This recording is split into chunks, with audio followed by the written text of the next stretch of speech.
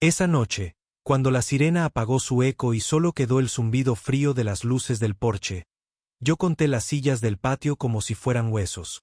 Una para mamá, una para mí, y el espacio vacío de la tercera, donde debería estar Sofía.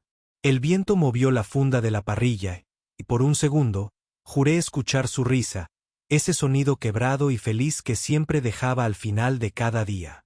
Pero la tercera silla no estaba. Alguien la había quitado. Alguien había decidido que el recuerdo de Sofía no merecía un asiento. La llamarada en el pecho ardió como si el incendio apenas empezara. Me quedé con las manos en los bolsillos, mirando el terreno mojado por el aspersor automático, masticando el detalle insignificante que no lo era. 3 sillas compradas en oferta, 3 promesas hechas en una tarde de junio. Para nosotras 3, dijo Sofía aquella vez, con su sombrero de paja chueco, empujando la tercera silla con el pie. Para el futuro. Y ahora, el futuro había sido editado. ¿Quién se atrevía? Los correos de la JOA llevaban semanas llegando con tono pasivo-agresivo. Recordatorio amistoso: no se permiten estructuras no aprobadas en el patio delantero. Recomendación estética: uniformidad en los muebles de exterior. Preocupación de seguridad: reportes de comportamiento inapropiado en horas nocturnas. El último me arrancó una carcajada sin humor. El comportamiento inapropiado había sido un beso rápido, una despedida de quincena. Verónica, la presidenta de la JOA, lo llamó exhibicionismo en la asamblea. Yo no respondí. Sofía solo apretó mi mano bajo la mesa de plástico. Mamá bajó la mirada y se tragó su vergüenza como si le hubieran servido un vaso de agua turbia. Cuando Sofía murió, no voy a adornarlo. Cuando un conductor distraído la arrojó contra el guardarraíl en la curva de la avenida Maple, Verónica mandó flores. Blancas. Heladas. Ni una nota con su nombre. Solo con nuestras condolencias, el comité. Mamá las puso en un florero azul y las dejó en la entrada, cerca del espejo donde yo todavía esquivaba mirarme. Por las noches, al volver, encontraba los pétalos en el suelo, como un lenguaje secreto que no sabía leer. Fue entonces cuando aparecieron los avisos de incumplimiento, la maceta morada, el bastidor de madera, la manta rayada en la baranda. Y la silla. La tercera silla fue el primer objeto discordante que pidieron retirar. Yo dije no. La dejé ahí, clavada en el porche con 2 tornillos, como si amarrara una barca a un muelle. El día que desapareció, no llovía. Había sol cortante y ese olor a césped recién cortado que siempre me da náuseas. Alguien, seguramente con las llaves maestras del conserje o con la autoridad de quien se cree dueño de los patios ajenos, vino y la desmontó. Quieto. Eficiente. Dejó los agujeros limpios, con un tapón de masilla como cicatrices maquilladas. Mamá estaba en la cocina, con el delantal atado demasiado fuerte. Tal vez fue mejor, dijo, sin mirarme, como si hablar de una silla fuera hablar de una herida que no quiere abrir. Yo cerré la puerta del refrigerador y el imán de la ferretería se cayó al suelo. En el imán, un dibujo infantil hecho con plumón. 3 monitos de palito sentados en 3 sillas. No teníamos niños, pero Sofía dibujaba monitos de palitos cuando se ponía nerviosa. La noche siguiente fui a la reunión de la JOA. Me senté al final, porque la luz del proyector me daba dolor de cabeza. Verónica se acomodó el blazer beige y sonrió sin dientes. Punto 4. Estética de los porches. Celebramos que la mayoría haya comprendido la importancia de la uniformidad. Gracias por la cooperación. Dijo cooperación mirándome. Yo sentí el zumbido en los oídos. En la mesa había galletas de limón que sabían a polvo. Un vecino nuevo, Tomás, levantó la mano. Cooperación significa que pueden entrar a nuestras casas cuando quieren. La sala hizo un murmullo delicado, como un vestido de seda rozando el piso. Verónica sonrió más. Cooperación significa diálogo. Nadie entra a ningún lugar sin autorización. La tercera silla, pensé, clarito como un vidrio. Después de la reunión, La gente se fue en parejas, en tríos. Algunas miradas resbalaban sobre mí como aceite caliente. Tomás se quedó. Escuché sobre Sofía, dijo, torpe, como si pisara una rama que puede romperse. Asentí. No tenía fuerza para contestar. También escuché sobre la silla. Si necesitas algo, su voz se apagó. Nadie quiere ser el primer vecino que enfrenta a Verónica. Nadie quiere que su pasto reciba una multa. Supe, en ese instante, que estaba sola. Y sin embargo, una puntada se cosió en un rincón de mi pecho, no completamente sola. Sofía seguía ahí, en los agujeros tapados, en los correos de recordatorio, en el dibujo de monitos. La venganza no empezó como una palabra. Empezó como un ritmo. Desperté a las 3 de la mañana, con el corazón marcándome un compás seco. Me levanté, agarré la linterna, caminé en pantuflas por el corredor. En el porche, el aire olía a metal y a hojas. Alumbré el sitio exacto donde había estado la tercera silla. La masilla brilló como piel recién curada. Bajé la linterna. Imaginé las manos que la arrancaron, el suspiro al terminar el trabajo, la satisfacción de quien cree que orden y bondad son lo mismo. Verónica. En su correo, su firma llevaba la frase «El hogar es comunidad». Leí esa frase tantas veces que se gastó. Hogar. Comunidad. Palabras como muebles que alguien reubica a su gusto. Mamá me encontró sentada en el escalón, con la linterna en el regazo. «Ven a dormir», dijo, con esa voz vieja que le salió desde el día del accidente. «Mañana hay mercado». Asentí. Antes de entrar, le prometí algo a Sofía, en voz muy baja para que el viento no me delatara. La silla volverá. Y no solo la silla. La semana siguiente probé ser obediente. Guardé la manta. Pinté la maceta de gris. Dejé que el porche pareciera una foto del catálogo de Verónica. Mientras tanto, hice preguntas. Fui al buzón y me quedé más de la cuenta cuando llegó Walter, el conserje con llaves para todo. Saludó con un gesto. Hablaba poco. Le llevé café en un vaso térmico. Una vez. 2.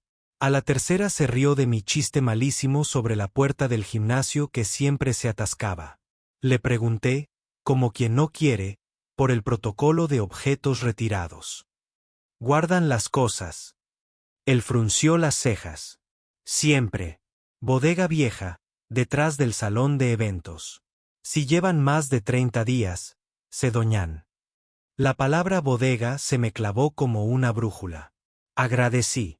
Guardé la información en el bolsillo de dentro de mi chaqueta, con las monedas y el recibo de gasolina.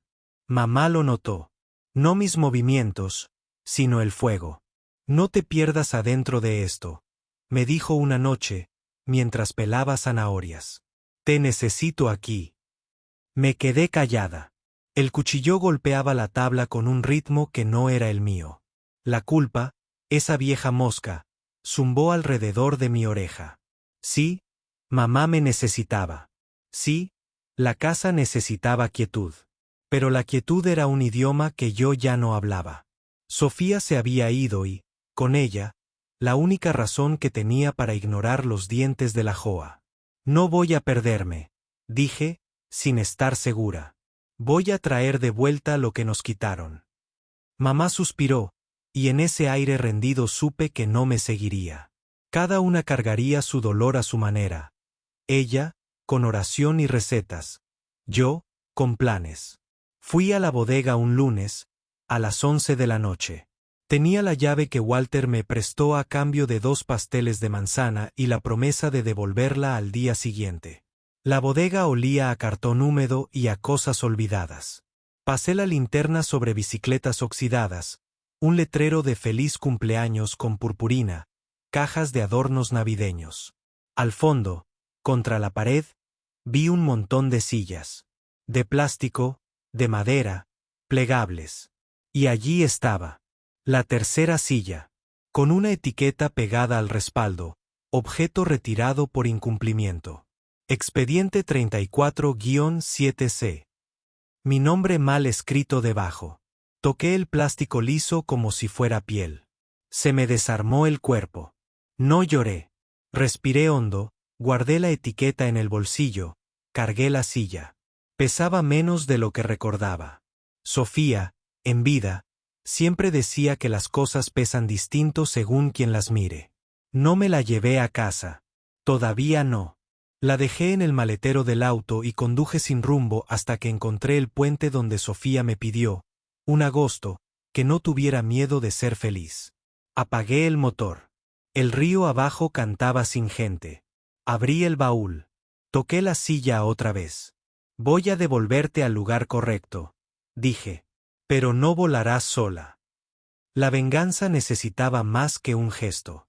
Necesitaba forma, rostro, escenario. Necesitaba que Verónica mirara su propia idea de comunidad y se reconociera en un espejo torcido. Cuando volví, ya tenía la mitad del plan. La otra mitad se completó con un correo que llegó al amanecer. Asamblea extraordinaria, aprobación de presupuesto para cámaras en los porches. Yo sonreí sin dientes, como Verónica. El asunto decía todo. Ellos querían mirar. Pues yo les daría algo que mirar. El silencio se rompió con el chasquido seco de la cafetera. Mamá dormía aún, envuelta en su manta de flores, respirando despacio como si cada inhalación fuera una negociación con la vida. Yo me quedé frente a la ventana, con el café demasiado amargo en la boca y la certeza latiendo como un tambor. Esa noche no iba a dormir. La silla estaba en el maletero, oculta bajo una manta, esperando su regreso. Y yo sabía que el regreso debía ser un espectáculo, un golpe en la cara de Verónica y su comité. No bastaba con colocarla de nuevo en el porche como si nada. No. Eso sería dejar que lo borraran otra vez. Yo necesitaba marcar fuego en la memoria de todo el vecindario. Mientras el vapor empañaba el vidrio, mi mente dibujaba el plan. El correo de la asamblea extraordinaria me daba la oportunidad perfecta. Todos estarían reunidos en el salón comunal el jueves. Todos con sus sonrisas de plástico, sus galletas de limón y sus comentarios en voz baja. Todos esperando que Verónica les dijera cómo pensar, cómo podar sus arbustos, qué color de cortinas favorecía la armonía. Allí mismo debía suceder. La silla, el regreso, la ruptura. Ese día evité a mamá lo más que pude. Me encerré en el cuarto, abrí una libreta vieja de Sofía y empecé a escribir ideas como si fueran conjuros. Pintura roja en spray, un letrero clavado al respaldo, tal vez una foto de nosotras dos abrazadas. Cada idea brillaba y se deshacía, como burbujas en agua hirviendo. Hasta que di con lo simple. La silla sola, desnuda, en medio del escenario donde Verónica se sentaba a presidir. Colocarla ahí, frente a todos. Devolverla no al porche, sino al corazón de la comunidad que la había desterrado. Que la vieran, que entendieran, que recordaran. El miércoles, Walter me buscó. ¿Encontraste lo que buscabas?, preguntó, rascándose la gorra. No supe qué responder. No quería arrastrarlo conmigo. Le mentí con medias palabras. Sí, gracias. Solo era una tontería. Él me miró con esos ojos cansados de hombre que lleva demasiadas llaves colgadas. Ten cuidado, muchacha.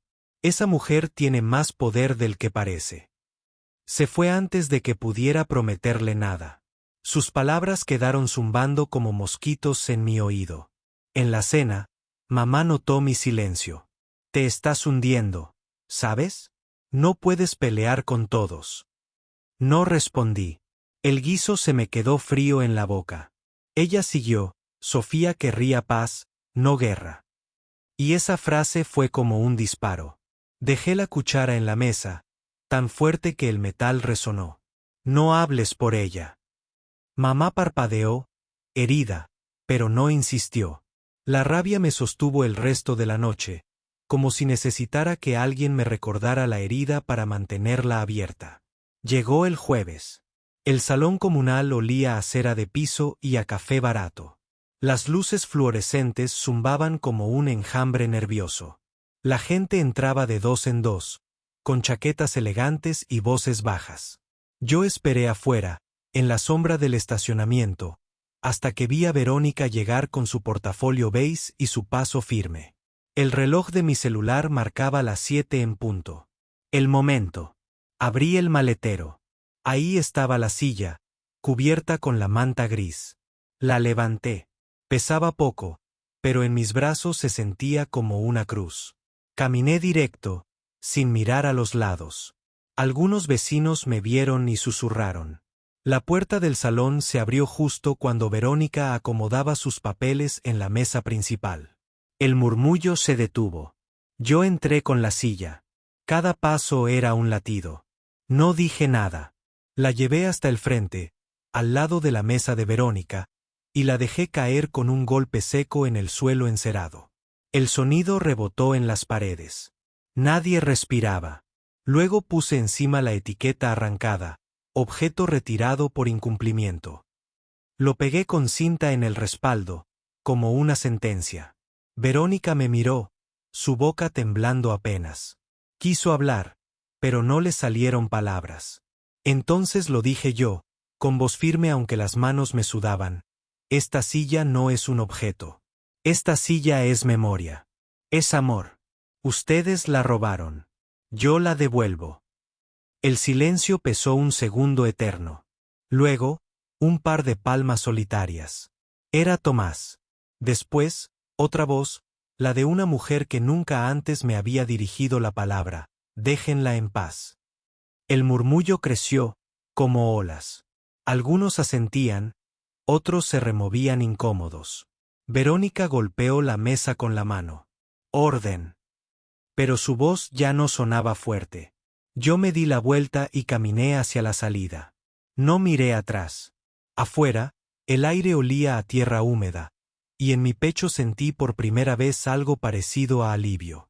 No era justicia todavía, pero era el primer movimiento. Sofía, pensé, esto es para ti. Esa noche la silla volvió a casa. La puse en el porche, otra vez atornillada al suelo.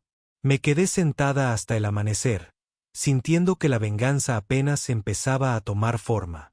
El amanecer me encontró todavía en la silla, con los brazos cruzados y los ojos ardiendo de cansancio. El vecindario despertó poco a poco. El motor de una podadora, una puerta que se cerraba con prisa, el ladrido de un perro. Yo no me moví. Quería que todos me vieran. Quería que entendieran que la silla estaba de vuelta y que no se iría nunca más. Verónica pasó en su camioneta a las 8:15. Mantuvo la vista al frente, como si mi porche fuera un terreno baldío. Pero la vi apretar el volante, los nudillos blancos. Ese gesto me bastó. Sabía que la herida estaba hecha. El resto del día, los correos comenzaron a llegar. Primero uno, formal, con el asunto incumplimiento reiterado. Luego otro, más largo, con palabras como procedimientos legales y amenaza a la armonía comunitaria. A las 5 de la tarde, un tercer mensaje, corto y venenoso: retire la silla antes de medianoche o enfrentará consecuencias. Firmado por Verónica, sin comité, sin disfraz. Solo ella. Yo leí cada línea con calma, como quien prueba un veneno para aprender su sabor. Mamá, en cambio, estaba pálida. Por favor, hija. No podemos perder la casa. Tu padre construyó estas paredes con sus manos. Lo dijo con esa mezcla de súplica y reproche que me hizo doler más que las amenazas. Si quieres recordar a Sofía, hazlo en tu cuarto, en tu corazón. Pero no así. Le acaricié la mano, y por un momento quise ceder. Quise guardar la silla, esconderla en el garaje, hacer como si nada. Pero recordé la cara de Sofía el día que la compró, con esa sonrisa traviesa. Recordé sus palabras, para el futuro. Si la escondía, ese futuro moría. Así que le respondí despacio: mamá, no se trata solo de Sofía. Se trata de nosotras. De que nos borren, una y otra vez, hasta que no quede nada. No voy a permitirlo. Ella apartó la mirada. El silencio se volvió un muro. Esa noche el vecindario estaba inquieto. Escuchaba portazos, voces murmurando en la calle, pasos que se detenían frente a nuestro porche. Yo apagué las luces y me senté en la penumbra, esperando. A las 11, una sombra se movió en la acera. Verónica. Venía sola, con una linterna en la mano. Se detuvo frente a la casa, respirando fuerte. Alumbró la silla, como si quisiera derretirla con la luz. Abrí la puerta. ¿Buscas algo?, le dije. Su sobresalto fue un espectáculo. La linterna tembló, su rostro quedó pálido bajo el halo. Esa silla no puede estar aquí, dijo. La voz no le temblaba, pero sus ojos sí. Estás violando las normas. Las normas no son leyes, respondí. Y ni aunque lo fueran tendrías derecho a borrar a Sofía. Ella apretó los labios.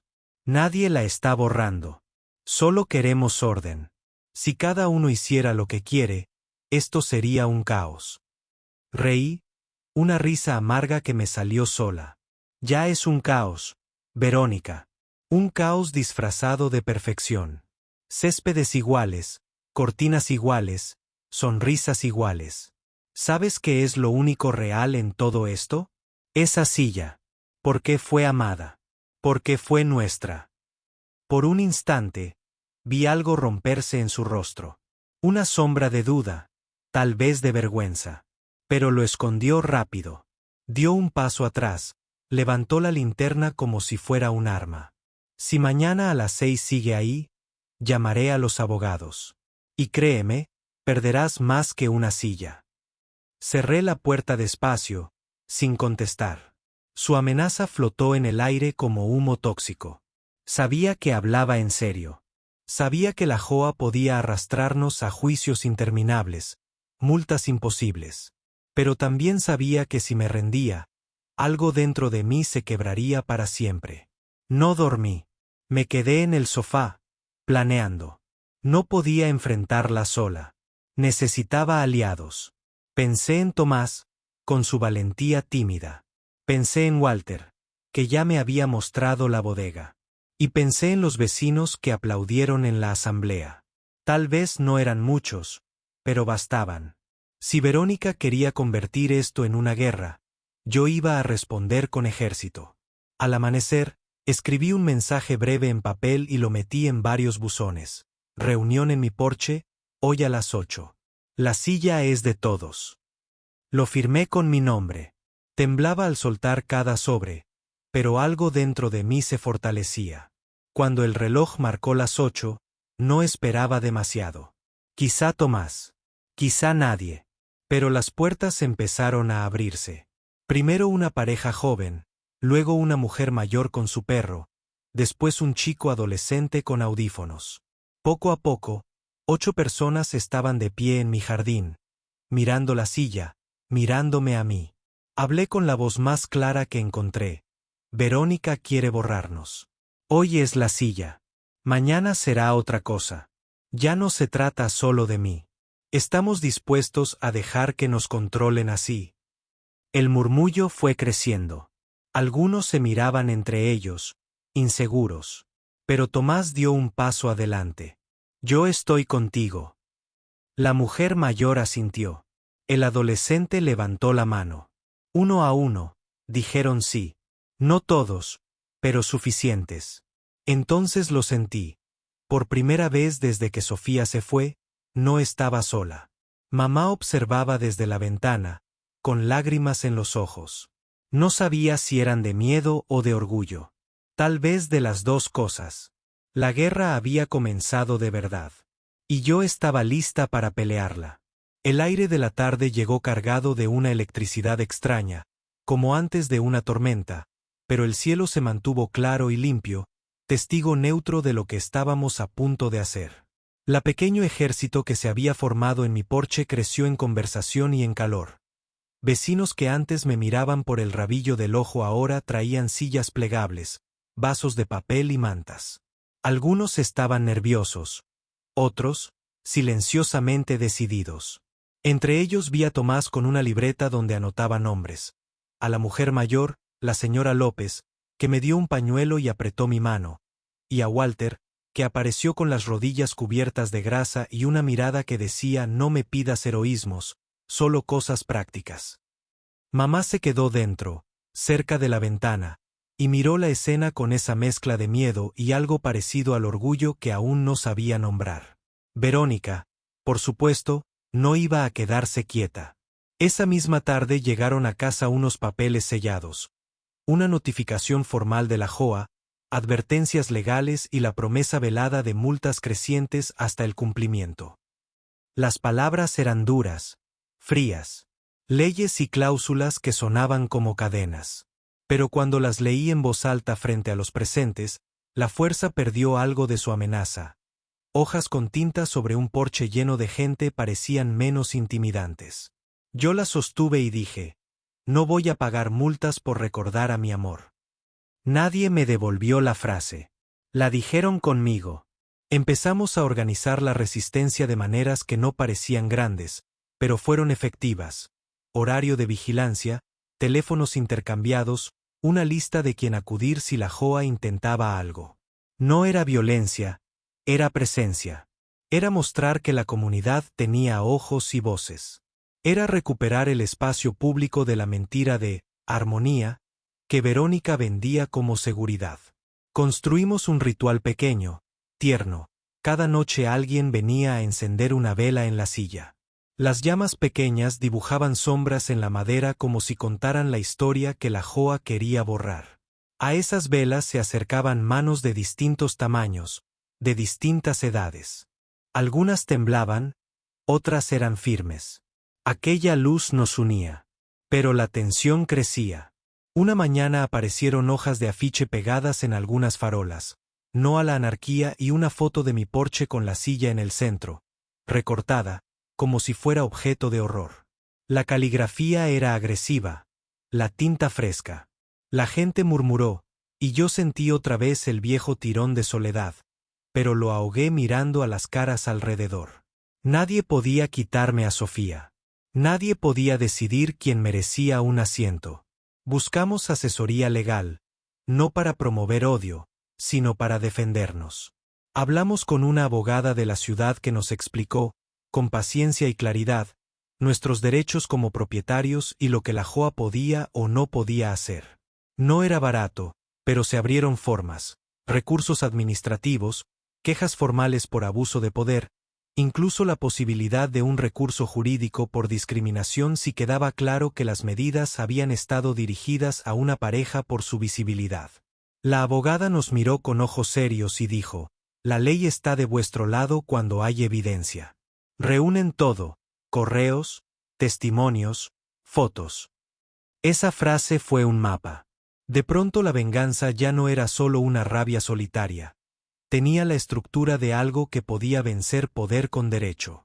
Mientras tanto, hubo confrontaciones pequeñas y cotidianas que dolían más que los papeles. Una vecina, Ana, que hasta entonces había evitado mostrarse, nos contó que tenía miedo de perder amigos si nos apoyaba. Otra, un hombre mayor que solía podar sus rosales con obsesión, vino a disculparse por no haber intervenido cuando escuchó comentarios hirientes dirigidos a Sofía en el pasado. Esos gestos, tan tardíos y torpes, eran como curitas sobre la piel. No bastaban, pero empezaban a coser. En el interior de mi familia las tensiones también cambiaban de forma. Mamá y yo tuvimos noches en las que no nos hablábamos. Otras, en las que compartíamos un silencio con una distancia prudente. Hubo una madrugada en la que la encontré en la cocina, con un álbum antiguo abierto sobre la mesa. Fotos de mi padre riendo, manos curtidas, la casa en construcción. Me llamó y me mostró una imagen. Mi padre y ella, jóvenes, con dos hombres ayudando a levantar una pared. Tu padre creía en justicia, dijo, sin alzar la voz. No era una justicia ruidosa. Era justa. Me acarició la mejilla y antes de que pudiera responder, agregó: no quiero que nos arranquen esta casa. Fue la primera vez que aceptó el peligro real que enfrentábamos. No dijo no luches, solo dijo no me arrastres a esto sin un plan. Lo entendí como una concesión pequeña pero valiosa. Estaría conmigo si aprendíamos a hacerlo con cabeza, no con solo rabia. Esa combinación fue mi armadura. Enero de rabia, febrerillo de acciones medidas. Recolectamos pruebas, correos, mensajes de texto, fotografías de reuniones donde se hacían comentarios sarcásticos sobre parejas, testimonios escritos. La abogada nos enseñó a redactar una queja que pusiera en evidencia la discriminación y el patrón de conducta. La enviamos con manos temblorosas pero seguras. El procedimiento comenzó a mover ruedas, despacio pero seguro. Pero Verónica contraatacó en lo que nadie esperaba, intentó dividirnos con rumores. Empezó a hablar con vecinos cercanos, sembrando la semilla de que la resistencia traería pérdidas de valor en las casas, inspecciones constantes, multas que saldrían de nuestros bolsillos. A veces su voz parecía razonable, y eso era lo peligroso. No hablaba solo de normas. Hablaba de seguridad, de patrimonio, de la tranquilidad que ella prometía mantener. Fue entonces cuando supe que la pelea no sería solo legal, sino moral. Había que mostrar que la humanidad pesaba más que los arbustos recortados. Decidimos contraatacar no con gritos, sino con presencia pública. Organizamos una tarde de comunidad en el parque. Música mínima, bocadillos hechos por vecinos, una mesa con fotos de Sofía y otras personas que habían sido excluidas. Había risas y conversaciones y, sobre todo, testimonios. Familias que no se conocían hablaban de sus propias pérdidas, de pequeñas injusticias que habían sido ignoradas. La silla, por supuesto, tenía su lugar central. Cerca de ella, la gente dejaba notas. Recuerdo a Sofía por su risa, gracias por recordarnos. Fue la prueba de que la memoria colectiva podía vencer la narrativa única que la JOA intentaba imponer. El cambio no vino de un día para otro. Hubo momentos en los que pensé que todo era en vano.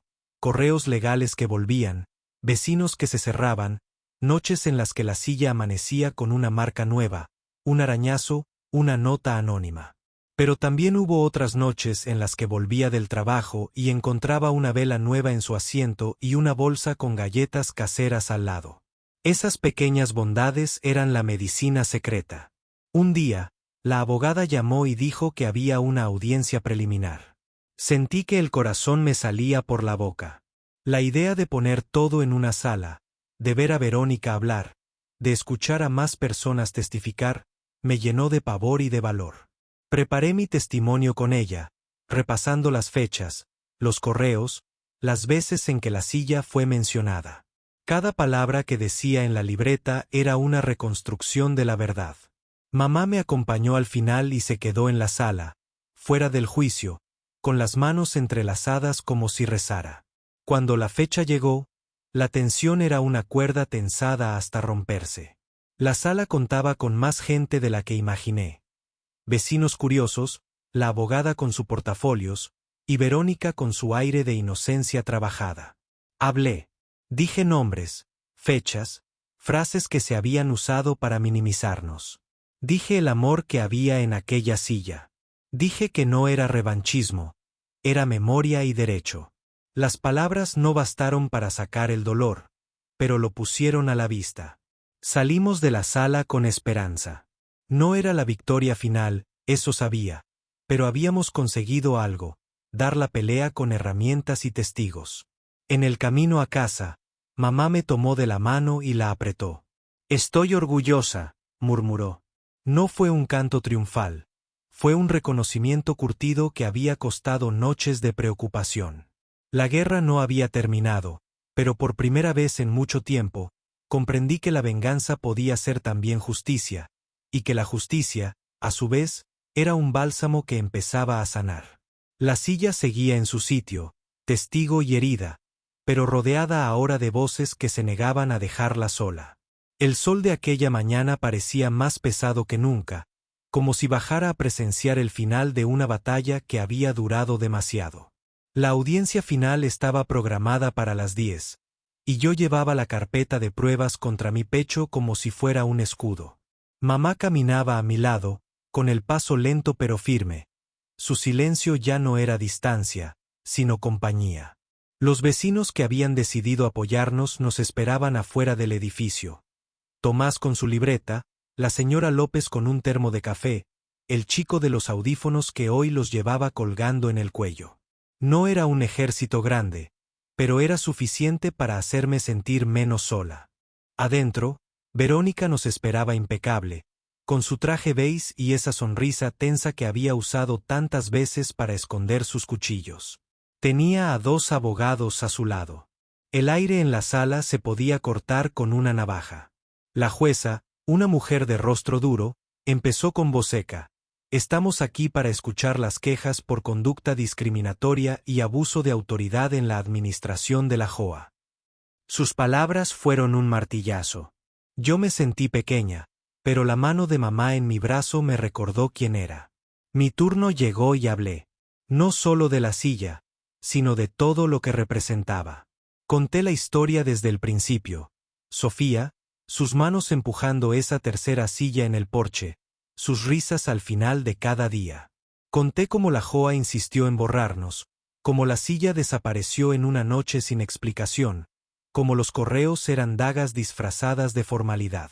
Mostré las pruebas, etiquetas, fotos, correos, incluso las notas que los vecinos habían dejado en la silla durante las vigilias.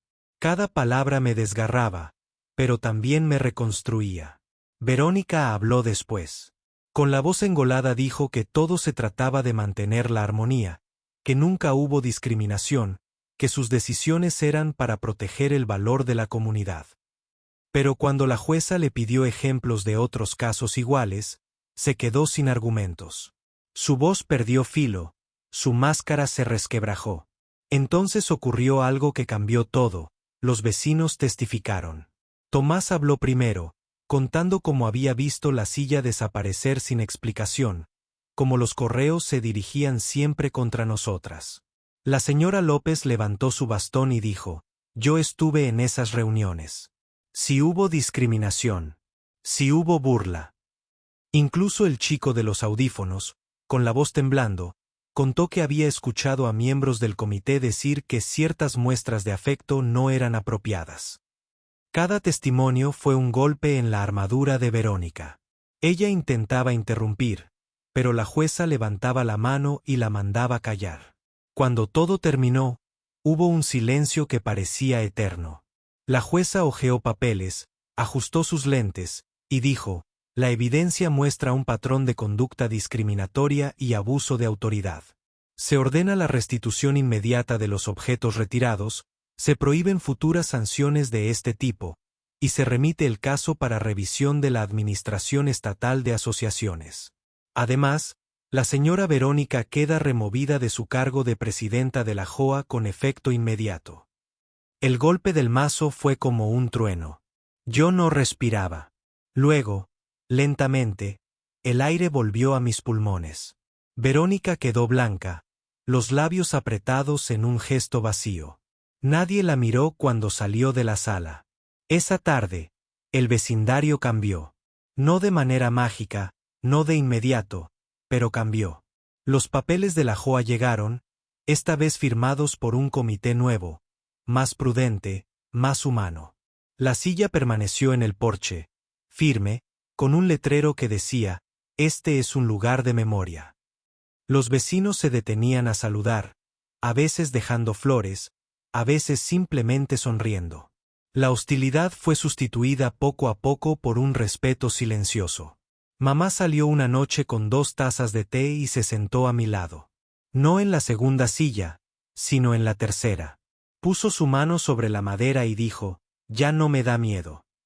Lloramos juntas, sin palabras. Era como si Sofía hubiera regresado un instante, no en cuerpo, sino en todo lo que había dejado. Con el tiempo entendí que la venganza no fue solo devolver la silla, ni derrotar a Verónica. La verdadera venganza fue haber sobrevivido sin rendirnos, haber transformado el dolor en comunidad, haber hecho que Sofía siguiera viva en la memoria de todos. Cada vez que me siento ahí, en la tercera silla, escucho su risa quebrada en el viento. Y sé que, aunque intentaron borrarla, logramos lo imposible, que nunca desaparezca.